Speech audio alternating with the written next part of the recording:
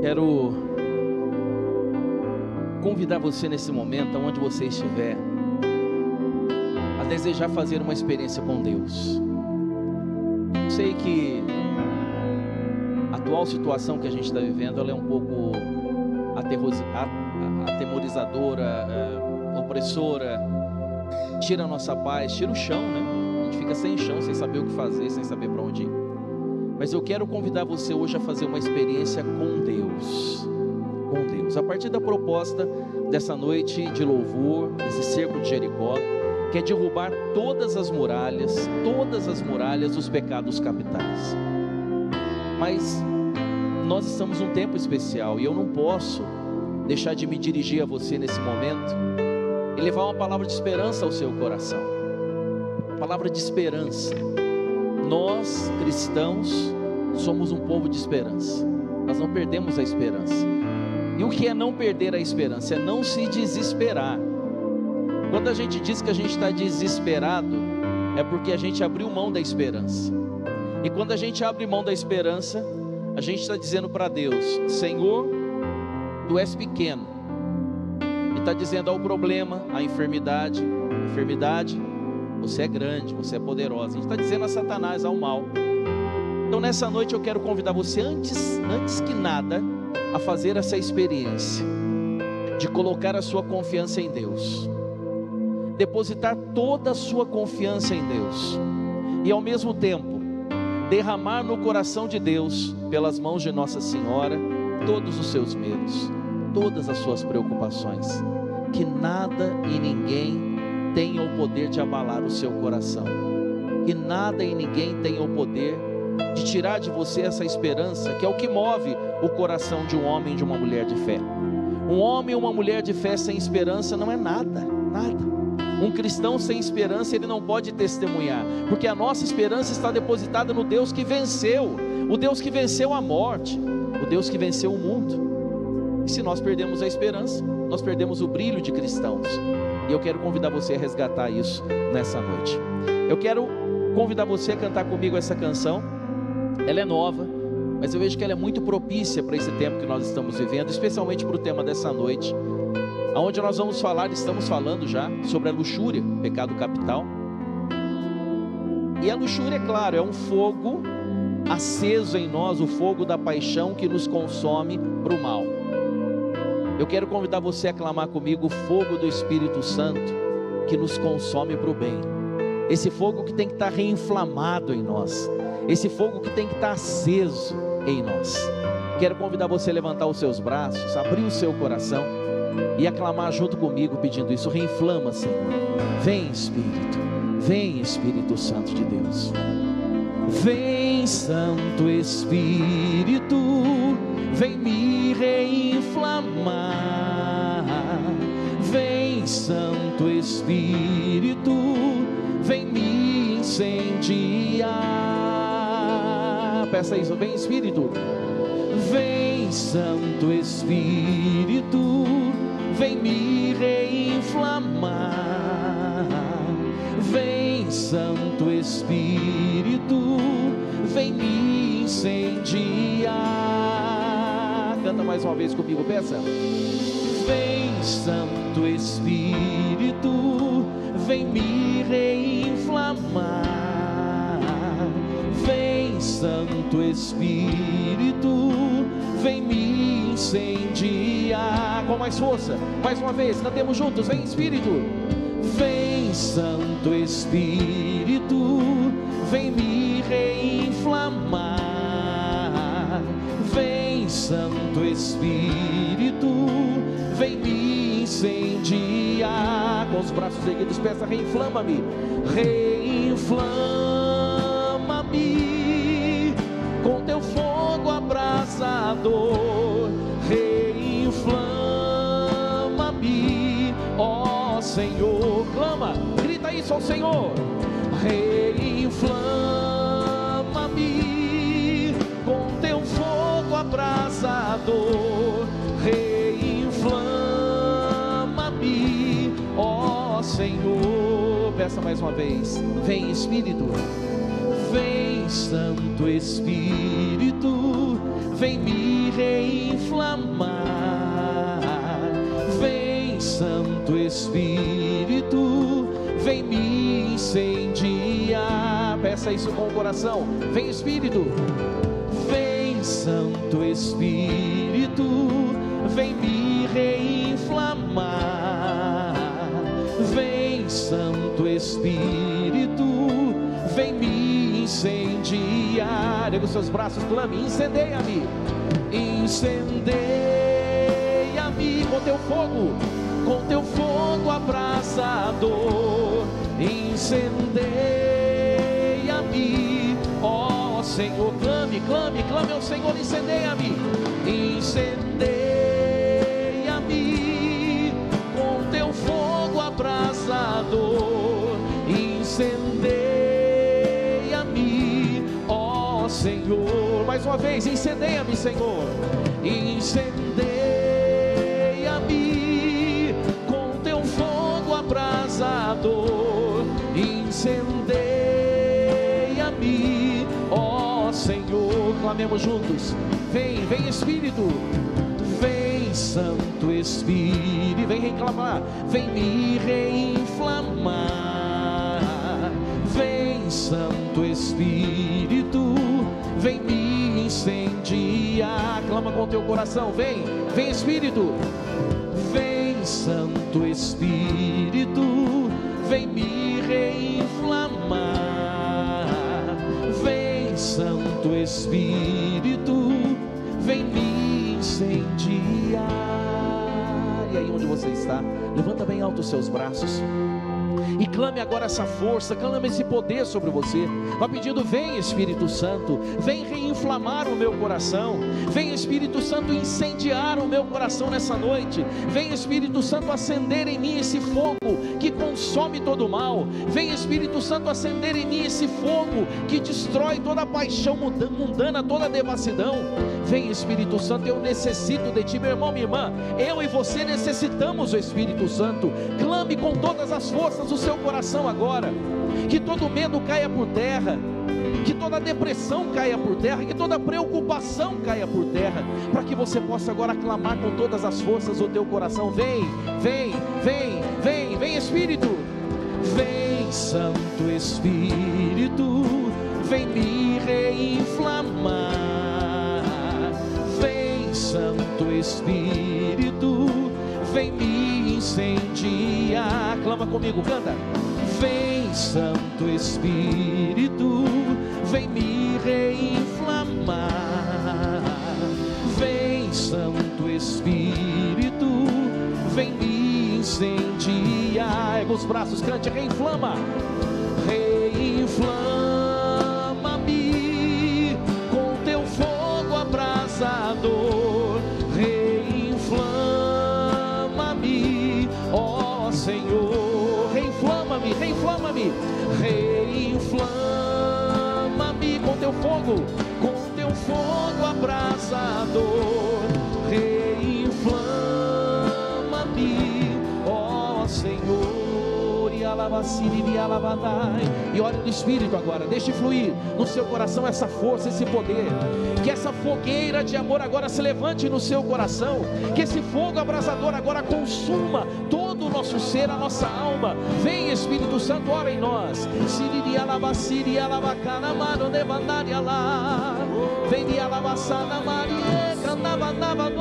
Vem Espírito Santo, batiza-nos em ti. Sim, Espírito Santo, tu és o antídoto contra todo o pecado. Tu és o antídoto na nossa alma e no nosso coração, contra toda luxúria, contra toda devassidão, toda fornicação, todo o mal que quer destruir a nossa afetividade e a nossa sexualidade. Vem Espírito Santo. Ora comigo, vá soltando a sua voz. Deixe que o Espírito Santo agora encha o seu coração, que o Espírito Santo agora inflame o seu coração nessa noite, para que você possa acolher a palavra de Deus que será proclamada, para que o meu e o seu coração estejam preparados para serem impactados pela palavra de Deus. Diga: vem Espírito Santo, eu necessito de ti. Unja-me, unja-nos essa noite, Espírito Santo, com uma unção nova, com uma unção fresca. Assim como uma chuva que cai na terra seca, preparando a terra para dar frutos, também o nosso coração nessa noite, nós pedimos, Espírito Santo, derrama sobre nós, derrama essa unção nova, prepara-nos para que possamos ser impactados por essa palavra e tenhamos a nossa vida transformada. Vem, Espírito Santo. Eu convido você, meu irmão, minha irmã, nesse momento, aonde você estiver, quem sabe até mesmo num leito de hospital, quem sabe acamado em sua casa, quem sabe já na cama há muito tempo por uma depressão, eu quero convidar você agora a dar esse passo de fé, permitir que o Espírito Santo reinflame o seu coração com fogo abrasador, pedir e permitir ao Espírito Santo que Ele incendeie o seu coração com esse fogo abrasador. Nós só conseguiremos cancelar o fogo das paixões desordenadas no nosso coração, na nossa alma, se estivermos abrasados, reinflamados no fogo do Espírito, o fogo que santifica, o fogo que purifica, como o fogo que purifica o ouro, que purifica a prata. O fogo do Espírito Santo purifica as nossas intenções. O fogo do Espírito Santo purifica a nossa alma e o nosso coração, para que tenhamos bons propósitos, para que possamos de fato fazer a vontade de Deus acontecer em nossa vida. Por isso, peça com todas as forças o seu coração, não simplesmente porque eu estou dizendo a você que o faça, mas peça agora com todas as forças a sua alma, dizendo: vem, Espírito, eu necessito de ti. Vem, Espírito Santo, consome todo o mal no meu coração, queima, abrasa, incendeia o meu coração com esse fogo abrasador, para que eu possa vencer essa barreira, essa muralha da luxúria nessa noite, assim como todos os pecados capitais, aqueles que encabeçam, mas também vencer todos os outros pecados, oriundos desses pecados capitais. Vem, Espírito Santo, com a mão no seu coração, diga comigo assim: vem, Espírito Santo, eu necessito de ti nessa noite. Vem, Espírito Santo de Deus, encha-me de ti, encha-me de ti. Vem, poder do alto, vem, força do alto, fortalece-me, fortalece-me, Espírito Santo. E nós pedimos a intercessão de Maria Santíssima, a quem nessa noite, de forma muito especial, e nesse cerco de Jericó, nós nos dirigimos a ela como a Imaculada Conceição, aquela que foi concebida sem pecado e que intercede a Deus por nós. Nós pedimos a sua intercessão nesse momento, mãe, por nós, pobres pecadores, a partir de mim, o mais pecador, o mais necessitado da graça.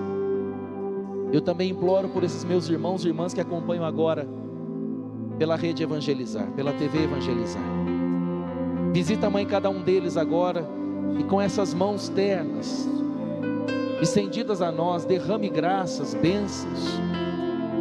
Atrai, mãe, nessa noite, assim como atraístes em Pentecostes, naquela sala do cenáculo, atrai o teu esposo, o Espírito Santo, ao coração e à vida de cada um desses meus irmãos e irmãs, e que todo medo seja destruído, que toda enfermidade, assim como toda falsa enfermidade, seja destruída, que toda praga, que toda epidemia, que toda pandemia esteja subjugada agora ao senhorio de Cristo, Ele que é o Senhor de todas as coisas, e que pela sua ressurreição recebeu uma autoridade universal, e essa autoridade universal do teu Filho Jesus, essa autoridade impera sobre todo o mal, sobre toda praga.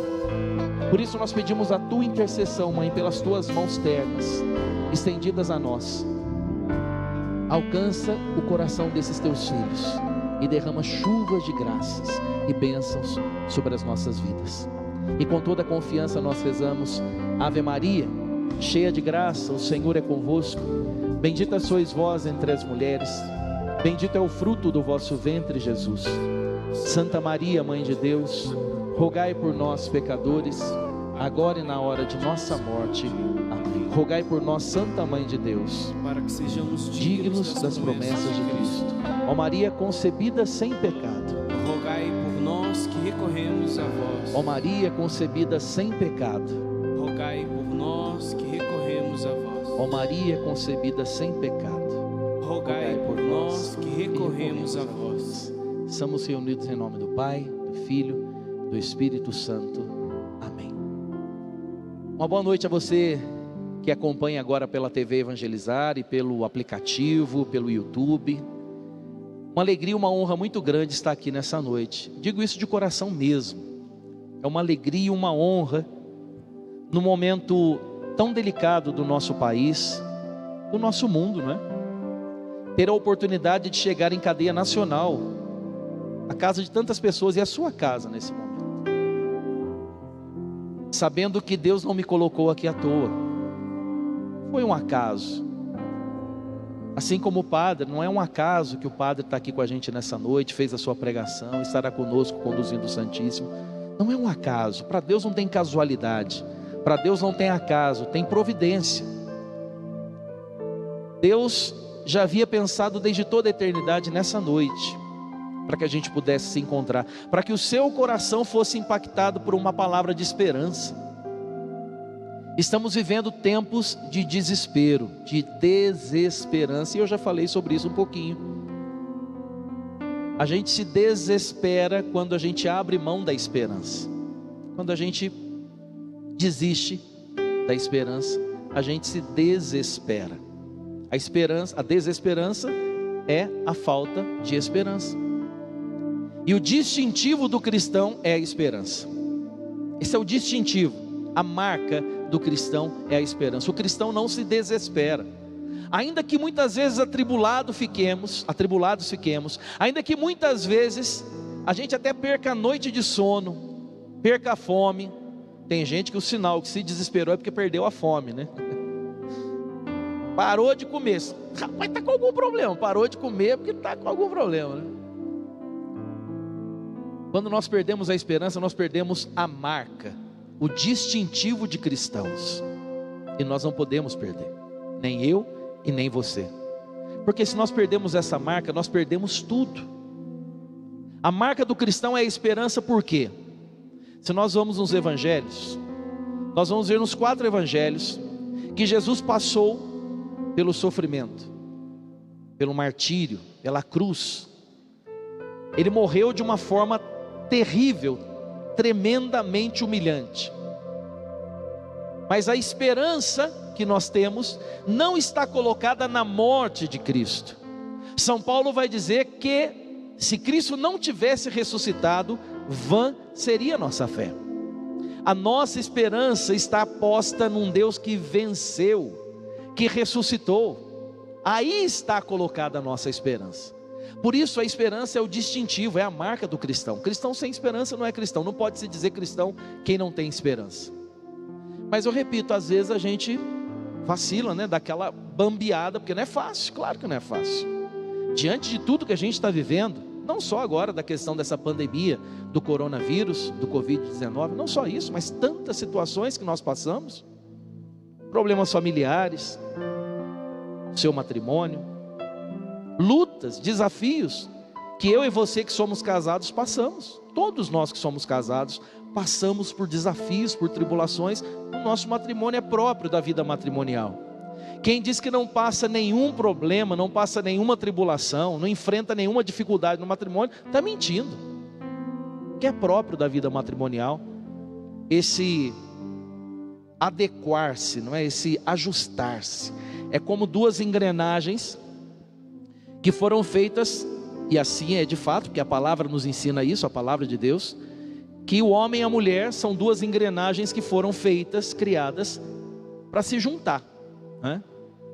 Mas até que isso aconteça, até que essa engrenagem se engrene de fato, é a vida toda nos raspas, né? Até que vai chegar um momento em que a engrenagem ela vai ficar de fato bem justinha e bem azeitada, né? Com o azeite do amor, que não deixa a engrenagem raspar até perder o encaixe. Mas todos nós passamos por tribulações no nosso matrimônio. Quem sabe você está passando por uma tribulação no seu matrimônio nessa noite. Tribulações na nossa saúde, claro. A gente não se desespera, mas a gente leva um baque danado, é ou não é? Tenho certeza que não é só comigo não, com você também. Tribulações que passamos na nossa saúde, agora de forma muito especial, os cuidados que especialmente os anciãos precisam ter, aquelas pessoas que já estão debilitadas na sua saúde, têm problemas coronários, por exemplo, problemas respiratórios, e os anciãos, cuidados que precisamos ter, mas muito mais do que agora o problema do coronavírus, quem sabe você já está passando pela prova na sua saúde há muito tempo, quem sabe enfrentando um câncer, fazendo quimioterapia, radioterapia, quem sabe não é você, é o seu esposo, a sua esposa, ou um filho, uma filha, e que dor, que sofrimento, que luta, que tribulação, dói a alma grita, a alma chora, muitas vezes as lágrimas não são externalizadas, mas a alma grita, o coração chora.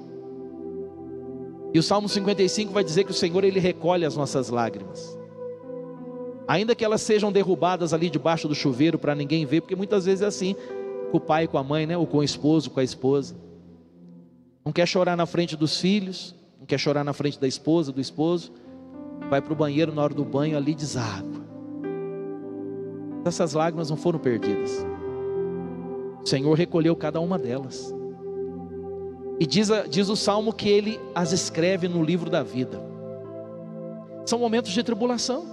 Quem sabe naquela madrugada, ou naquelas madrugadas, ou quem sabe nessa madrugada, você não conseguiu dormir e o seu travesseiro ficou encharcado com as suas lágrimas. Você achou que ninguém viu, Deus viu. Deus viu. São tribulações, são lutas. E quanto mais estamos atribulados, mais próximos de nós está o Senhor. Por isso eu dizia no início dessa noite, que é exatamente em momentos assim que o Senhor mais se aproxima dos homens. É em momentos assim que o Senhor mais está próximo daqueles que sofrem. É em momentos assim que nós mais experimentamos a ação poderosa de Deus na nossa vida, na nossa pátria, na nossa nação, no nosso mundo, na nossa casa, na nossa cidade, na nossa igreja. É em momentos de tribulação, de dor, de sofrimento. Por isso, meu irmão, minha irmã, nesse início que eu estou fazendo com você aqui, eu quero injetar esperança no seu coração. Eu quero injetar fé no seu coração. Enquanto os meios de comunicação seculares, totalmente descompromissados com a esperança, porque não pense que os meios de comunicação seculares estão compromissados em gerar em você esperança, em mim e em você não. Eles querem vender exatamente a desgraça, porque terrivelmente a nossa carne gosta de buscar desgraça nos meios de comunicação. É assim, a gente não devia, mas a gente é assim. Isso é fruto da concupiscência, aquilo que o padre falava na primeira pregação. É fruto da nossa inclinação para o mal. A gente gosta de buscar desgraça nos meios de comunicação. Depois a gente vive uma vida desgraçada, desculpa usar essa palavra, mas é assim, porque a gente só busca desgraça. Mas não, os meios de comunicação católicos têm a missão de fecundar esperança no seu coração. Como William dizia aqui, a TV Evangelizar tem por carisma interceder por você, interceder pela sua casa, pela sua família, pelas suas situações, e gerar esperança no seu coração. Meu irmão, minha irmã, nesse momento muitas senhoras e senhores intercessores estão unidos orando por nós. Não estão aqui por toda a recomendação das autoridades, mas eles estão unidos a nós, intercedendo por nós, como fazem todas as semanas. Esse é o carisma, essa é a moção dessa TV. E assim é com todos os meios de comunicação católicos, geram esperança. Por isso nessa noite, antes de entrar no tema que é muito importante, eu vou entrar nele, pode ficar despreocupado. Nós vamos derrubar essas muralhas da luxúria. Eu não posso deixar de trazer a você essa palavra de esperança. Não se desespere. O teu Deus é maior, o nosso Deus é poderoso. Ele vai nos dar a vitória diante de toda essa pandemia, diante de todas essas realidades que nós estamos vivendo, porque o nosso Deus é maior que tudo. Ele é poderoso. Não se desespere. Não permita que aquilo que você vê nas TVs seculares encha o seu coração de medo, de desespero, de angústia, a ponto de se trancar em casa, não por uma questão sanitária, porque claro, e que bom, como o padre dizia também, que estamos vivendo tudo isso na quaresma. Quaresma é tempo de recolhimento. Nós temos uma banda maravilhosa tocando conosco nessa noite aqui. Se fosse uma missa, nós não teríamos, pela lógica litúrgica, pela dinâmica litúrgica, nós não teríamos a bateria, o baixo. Pela dinâmica litúrgica, o ideal seria um pianinho, como está tocando ali, e um violão, bem tocado, claro, sempre muito bem tocado. A gente tem que buscar excelência no que a gente faz para Deus. Mas, nesse momento nós temos essa possibilidade de ter esses músicos acompanhando e fazendo todo esse trabalho, levando unção aos nossos corações através das canções. Nós não podemos nos desesperar, nós não podemos pensar que esse isolamento momentâneo, sanitário, para que não se propague com mais rapidez a contaminação com o coronavírus, nós não podemos pensar que isso agora é uma ordem que nós temos que cumprir para o resto da vida, achar que agora a gente tem que se fechar para tudo e para todos. Não. E por isso, no tempo da quaresma, viver essa realidade do escondimento é bom. É bom, sabe por quê? Porque em tempos de exposição extrema em redes sociais, a gente está muito mal acostumado. Eu fico com vergonha alheia. Já ouviu falar nisso? Vergonha alheia.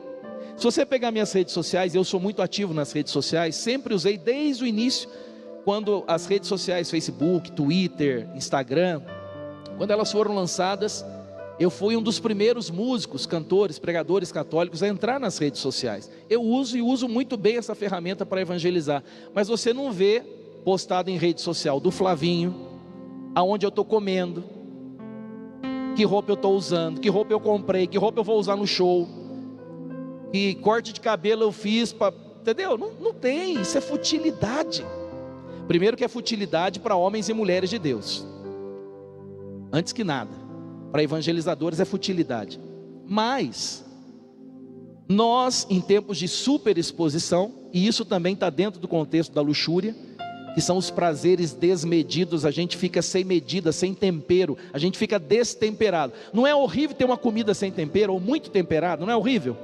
Então, quando nós nos entregamos à luxúria, nós estamos destemperados, desmedidos, perdemos a medida, perdemos o tempero. A quaresma nos ajuda a esse recolhimento, a essa interiorização, a entrar dentro. Parece uma redundância, porque entrar já é para dentro, ninguém entra para fora, né? Entrar dentro do coração, como diz a palavra em 1 Samuel, quando o profeta Samuel vai escolher Davi, rei de Israel. O profeta Samuel olha para um monte de irmãos, os caras tudo parrudo, marombado, os caras puxador de ferro, fortão, passa todo mundo, não escolhe ninguém. Deus fala para ele, está faltando um, cadê?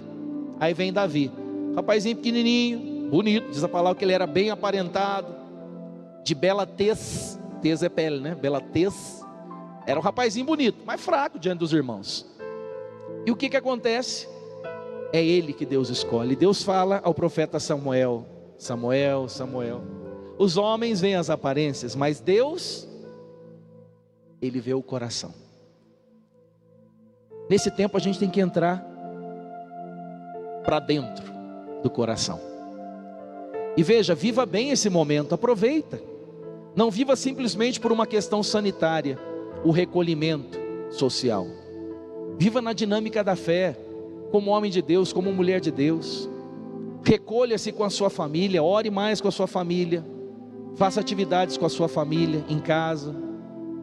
Aproveite desse momento para ser fecundado por Deus no escondimento, porque nós estamos vivendo tempos de destempero, tempos de desmedida. E aí eu quero entrar de fato no tema proposto para nós nesse cerco de Jericó, para derrubar as muralhas, todas as muralhas dos pecados capitais, todas. Nenhum pecado capital pode ficar em pé na nossa vida, nenhum deles, todos eles têm que ser derrubados, todos, sem exceção. Mas hoje, de modo especial, nós queremos falar sobre a luxúria. O padre já nos trouxe de forma muito clara, objetiva e muito ungida, na sua primeira pregação, sobre a questão da luxúria. Mas eu quero trazer alguns outros pontos que eu acho que são importantes para nós, para complementarmos essa noite, essa meditação sobre a questão da luxúria, dos 7 pecados capitais, que você está acompanhando já toda semana. Você sabe que os 7 pecados capitais, eles são capitais porque eles são aqueles que encabeçam, não é? A lista dos pecados que depois vão sendo desdobrados a partir dos pecados capitais. Isso foi lá no século IV, com um monge grego.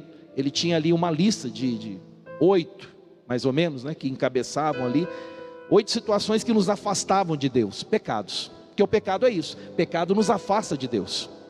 E quando nós nos afastamos de Deus, o mal toma conta, o mal toma posse da nossa vida e das situações que estamos vivendo.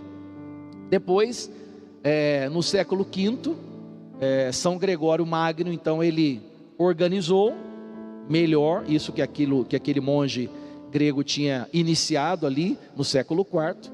E depois no século XIII, aí então Santo Tomás de Aquino, ele chegou nisso que nós conhecemos hoje, que está no Catecismo da Igreja Católica, não é? Os 7 pecados capitais. E hoje, de forma especial, nós vamos falar sobre a luxúria, né? Já nós sabemos os 7 pecados, para você se localizar: soberba, avareza, luxúria, ira, gula, inveja e preguiça.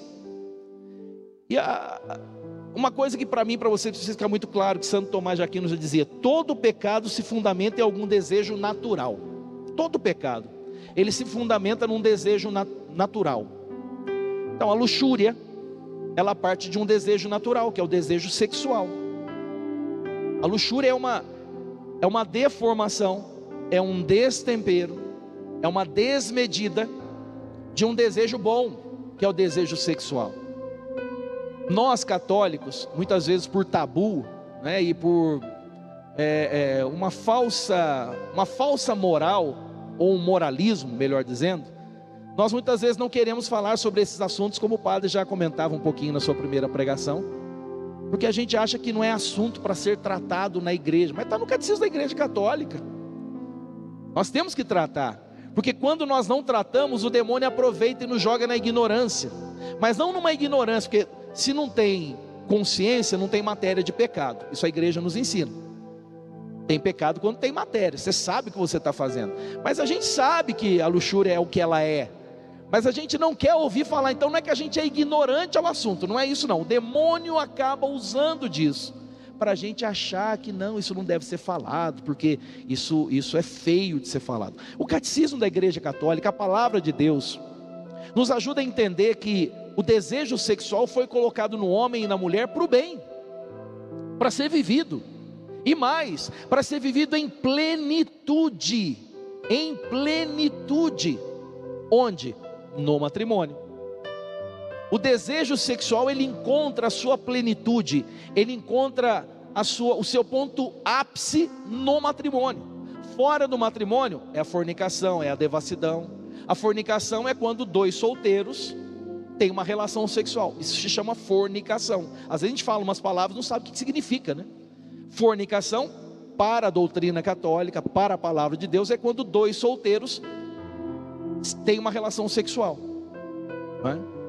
E a luxúria, ela parte exatamente ela é o desequilíbrio de algo bom, o desejo sexual. Isso foi colocado em nós.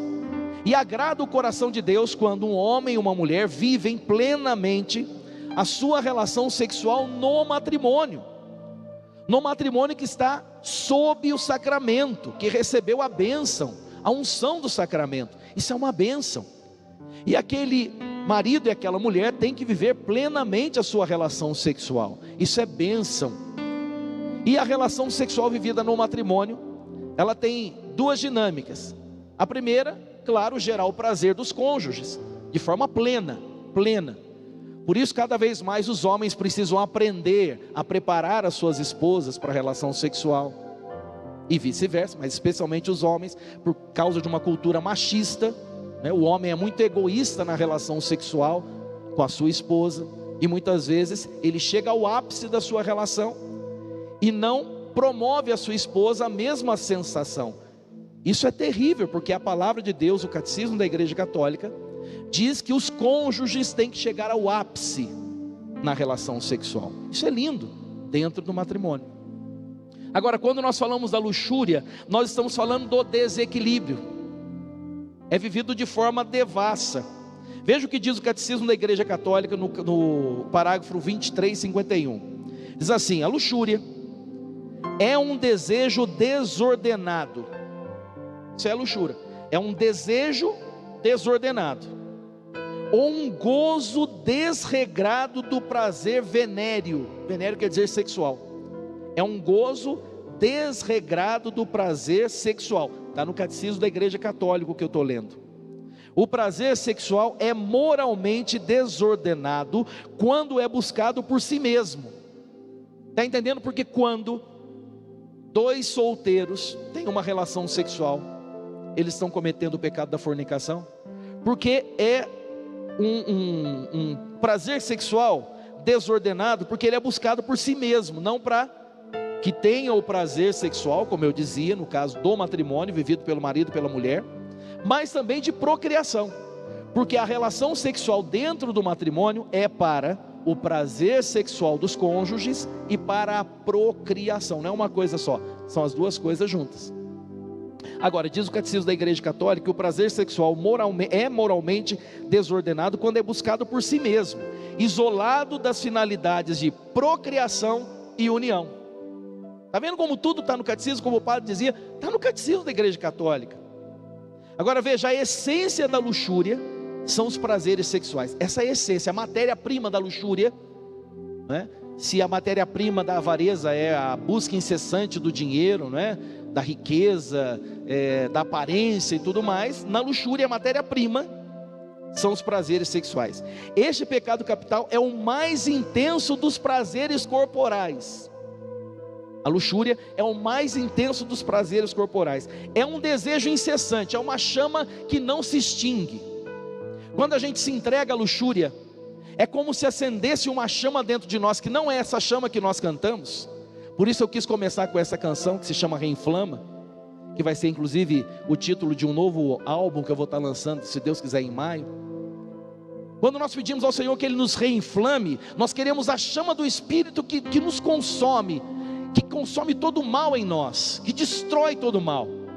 Agora, quando nós não estamos inflamados ou reinflamados, que isso tem que ser todo dia pedir, reinflama-me, reaviva o dom, reaviva a chama em mim, Senhor. Quando nós não estamos reinflamados nessa chama do Espírito, acontece exatamente esse desejo incessante da luxúria, que começa a subir um fogaréu na gente, aí consome o pensamento, consome as fantasias, os sentimentos, a afetividade e a sexualidade é tocada, porque é um desejo incessante, é algo que é como se você se... Eu adoro bolo de chocolate, bolo Prestígio, chocolate com coco, beijinho, né? Aquele recheio de leite condensado com coco no meio do bolo de brigadeiro, acaba comigo. Adoro, delícia. Agora, se tiver molhadinho, então não é aquele bolo de chocolate mais amarguinho, molhadinho. Aí na aquarela você fala um negócio de chocolate, tem gente que já está até tremendo aí, né? Com abstinência de chocolate. Mas é como se eu me colocasse diante de um bolo Prestígio de 2,5 metros. Já imaginou que delícia? Um bolo Prestígio 2,5 metros. Eu começasse a comer aquele bolo, 2,5 metros de bolo, eu comendo, eu como 2,5 metros de bolo Prestígio. Quando chega no final dos 2 metros de bolo Prestígio, 2,5 metros, eu quero mais, eu não me sacio. A luxúria é isso, é um desejo incessante. A luxúria leva o homem casado a adulterar, e ele não vai parar na primeira, ele vai querer a segunda, ele vai querer a terceira, porque se ele não romper, ele vai querer igualmente a mulher casada que se entrega à luxúria, ao adultério. Ela vai querer o primeiro homem, depois o segundo homem, o terceiro homem. Se ela não romper pela força do Espírito, se ela não romper, se essa barreira, se essa muralha não cair por terra, ela não vai se contentar com um único homem, ela vai querer outro depois, e aí vai para pornografia, e aí vai para vídeos pornográficos, aí a coisa é incessante, porque é fogo que consome, é um desejo incessante. E aí olha o que diz a palavra de Deus, toma comigo aí rapidinho, 1 Coríntios capítulo 6, versículos de 18 a 20, 1 Coríntios capítulo 6, versículos de 18 a 20, olha aqui o que diz a palavra de Deus, versículos do 18 ao 20, veja, a luxúria é uma devassidão da alma, é uma forma de devassidão, e olha o que diz aí São Paulo aos Coríntios, que era uma cidade que vivia uma devassidão tremenda. Se você pega as cartas de São Paulo aos Coríntios, São Paulo é muito duro com os coríntios, porque em Corinto, a cidade chamava Corinto, era uma cidade portuária, e ali tinha muita prostituição, muito adultério, muita devassidão, muita orgia, homossexualismo, tudo que você possa imaginar tinha de monte naquela cidade. Por isso as cartas de São Paulo aos coríntios, elas são muito duras, muito incisivas. E olha aí o que diz o versículo 18 do capítulo 6 da 1 de Coríntios. Versículo 18: ordem de São Paulo, fugir da devassidão. Fugir, como o padre dizia, fugir do pecado, fugir da devassidão. Em geral, todo pecado que uma pessoa venha a cometer é exterior ao seu corpo. Se você comete o pecado do roubo, você rouba um dinheiro, está fora do seu corpo. Agora, veja a devassidão. Em geral, todo pecado que uma pessoa venha a cometer é exterior ao corpo, mas quem pratica imoralidade sexual peca contra seu próprio corpo. Quem pratica imoralidade sexual peca contra seu próprio corpo. Versículo 19: acaso ignorais que vosso corpo é templo do Espírito Santo que mora em vós e que recebestes de Deus? Ignorais que não pertenceis a vós mesmos? De fato, fostes comprados e por preço muito alto. Nós não nos pertencemos mais, por isso nós não podemos entregar o nosso corpo à devassidão, à luxúria, está entendendo? Porque nós fomos comprados por um alto preço de sangue derramado na cruz. Não foi um sangue qualquer sangue ele é precioso, porque sangue é a seiva da vida no nosso corpo. Quem aqui fica sem sangue? Ninguém fica sem sangue, né? Você em casa fica sem sangue, não dá. O sangue é a seiva da vida no nosso corpo. Então todo sangue é precioso, mas não há sangue mais precioso que o preciosíssimo sangue de Cristo, que foi derramado na cruz, e que nos comprou, e que anulou toda a praga, que anulou toda a maldição que pesava em nós, como vai dizer a 1 de Pedro 2,24, por suas chagas nós somos curados. Por suas chagas. Meu irmão, nós devemos distinguir entre o sentir e o consentir. Presta atenção nisso, porque é muito importante. A gente está falando da luxúria, que é um pecado da devassidão, é um pecado ligado ao desejo carnal, ao desejo sexual, mas nós precisamos distinguir. Eu vou ler isso aqui, é muito importante, presta atenção. Devemos distinguir entre o sentir e o consentir. Presta atenção. O sentir desejo sexual de forma desordenada é natural, devido às consequências do pecado original em nós, chamado concupiscência. Então você sentir esse desejo sexual desordenado, entendeu? Poderia falar aqui de várias situações, mas você sabe o que eu estou falando. Você não é bobo, você não é boba. Então sentir esse fogo queimando em você, e o sentir não é pecado. Quando os nossos primeiros pais, Adão e Eva, pecaram lá no Éden, foi inoculado em nós, foi posto em nós algo que se chama concupiscência, e que será vencido quando Jesus voltar na sua segunda e definitiva vinda. Essa concupiscência é a nossa inclinação natural para o mal. Essa concupiscência nos leva a ter esses sentimentos, a sentir. Um homem casado sente a vontade de adulterar, vê aquela mulher bonita passando, fala, tá cavala de mulher passando. Você sente. A mulher vê na televisão aquele homem bonitão, né? Aquela barriguinha trincada, só fortão, bonito, um zóio verde, um zóio azul, meio loiro, meio moreno, coisa, acha lindo, sente aquela paixão que começa a abrasar o coração, ou por um afago que recebeu no trabalho, de um amigo do trabalho, porque o marido em casa já não está fazendo mau serviço, o marido não está chegando junto, não abraça, não beija, não fala uma palavra, não fala nada, foi para o serviço, chegou lá, o rapazinho novinho passou, falou, nossa, seu cabelo está tão lindo hoje, ela ficou toda arrepiadinha já. Você sente. Agora, sentir não é um mal em si, porque a concupiscência em nós nos faz sentir. Agora preste atenção, por isso mesmo não é imoral você sentir. Agora, o consentir no desejo desordenado, isto é, a atitude que tomamos em relação a esse desejo desordenado, é que pode ser virtuosa ou imoral, a atitude, pois o pecado implica vontade, começa com a vontade. E esse sentido que Jesus disse naquele momento lá no Evangelho de São Mateus, né? Os antigos, a lei disse que não pode adulterar, mas se você olhou para uma mulher com desejo, já é adultério, diz Jesus. Porque é o desejo aflorando e o consentimento com aquele desejo. E aí quero convidar você a tomar comigo rapidamente a palavra que está na carta de Tiago, capítulo 1, versículo 13 e 15. Pega aí rapidinho, carta de Tiago, carta de São Tiago, capítulo 1, versículos 13 e 15. Olha o que diz aí sobre isso. Ninguém, vai dizer a palavra, ao ser tentado, deve dizer, olha, ninguém ao ser tentado deve dizer, é Deus que me tenta, pois Deus não pode ser tentado pelo mal e tampouco tenta alguém. Quando a gente é tentado, a gente fica com essa, Deus está me tentando. Que Deus tentando, rapaz? Você está louco? Bateu a cabeça no banheiro, você está louca?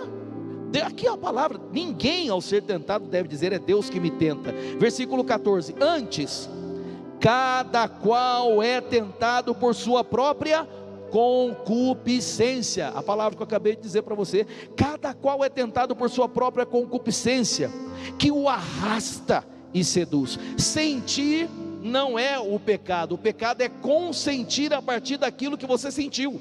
Você sentir o desejo sexual, você casado por uma outra mulher, não é o pecado é você consentir e começar a dar vazão para aquele sentimento.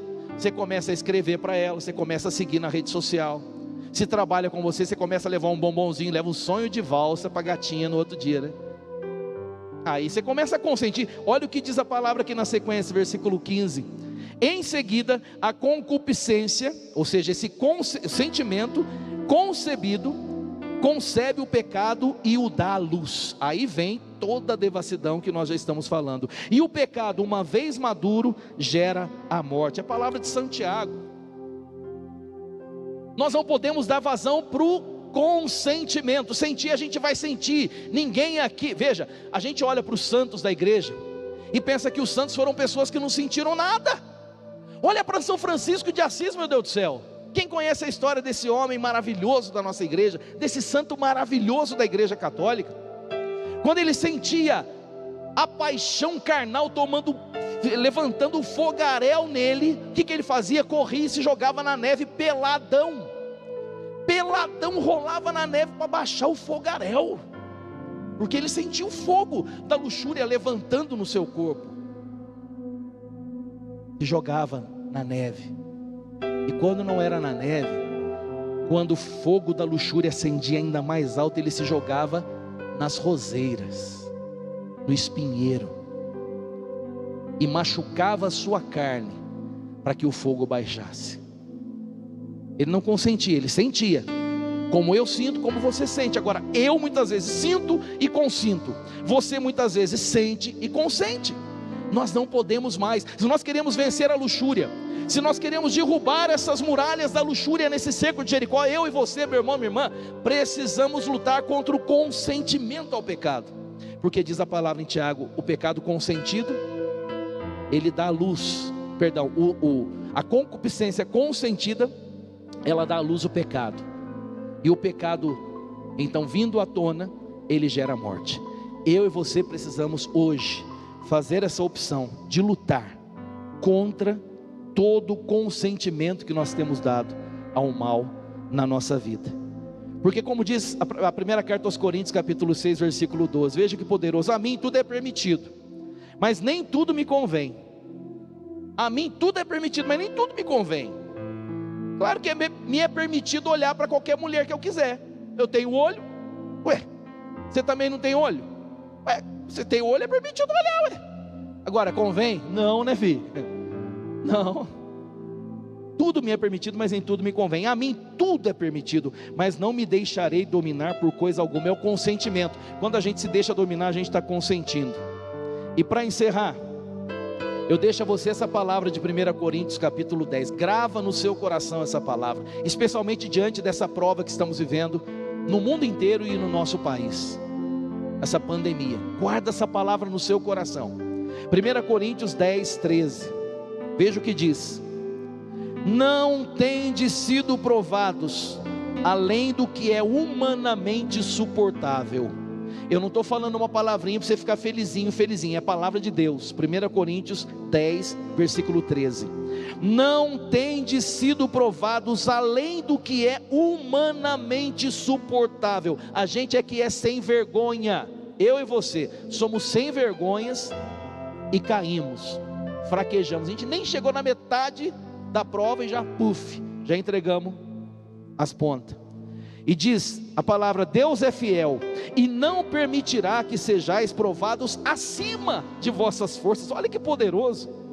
1 Coríntios 10, 13. Deus é fiel e não permitirá que sejais provados acima de vossas forças. Pelo contrário, junto com a provação, preste atenção nisso agora, junto com a provação, Ele providenciará o bom êxito. Deus dá a prova e já dá a vitória.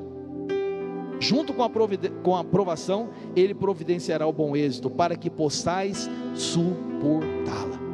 Se você quer vencer a luxúria, se você quer vencer todos os pecados capitais, se você quer vencer esse medo, esse desespero diante dessa pandemia do coronavírus, apoie-se em Deus.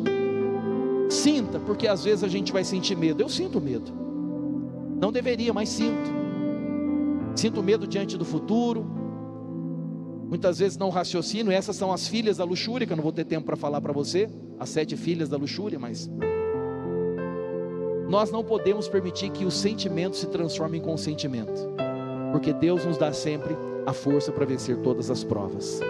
Eu quero convidar você mais uma vez a clamar a força do Espírito Santo, para que possamos ser incendiados, reinflamados com esse fogo abrasador, que nos faz vencer a luxúria, que nos faz vencer todo o mal, e que nos enche de esperança. O Espírito Santo nos dá graça de estarmos cheios de esperança. Ergue os seus braços comigo e cante mais uma vez. Vem, Espírito. Vem, Santo Espírito, vem me reinflamar. Vem, Santo Espírito, vem me incendiar. Vem, Santo Espírito, vem me reinflamar. Vem, Santo Espírito, vem me incendiar. Para encerrar, clame: incendeia-me, incendeia-me com teu fogo abrasador. Incendeia-me, ó Senhor. Clame: reinflama-me, Senhor. Reinflama-me com teu fogo abrasador. Reinflama-me, ó Senhor. Para encerrar, ergue os seus braços, clame: vem, Espírito. Vem, Santo Espírito, vem me reinflamar. Vem, Santo Espírito, vem me incendiar. Nós te pedimos, Espírito Santo, sela-nos, sela cada palavra que foi fecundada no nosso coração. Sim, Espírito Santo, que essa palavra agora caia no coração de cada um desses meus irmãos e irmãs como semente boa, e que ela produza frutos 100 por 1, a partir do fruto principal, Senhor, que é a esperança, passando pelos frutos de conversão, de vida nova. É o que nós desejamos: vencer todo o mal, todos os pecados, sejam eles capitais ou não, e especialmente nessa noite, vencer pela força do teu Santo Espírito, pela força da tua palavra, Senhor, que foi proclamada. Vencer o pecado da luxúria. Derruba, Senhor, essa muralha na nossa vida. Dá-nos, Senhor, a graça da santidade, da pureza de coração, que sejamos homens retos, homens santos, mulheres santas, santificados na santidade do teu Espírito que age em nós. Bendito e louvado sejas, agora e por todo sempre. Amém. Amém.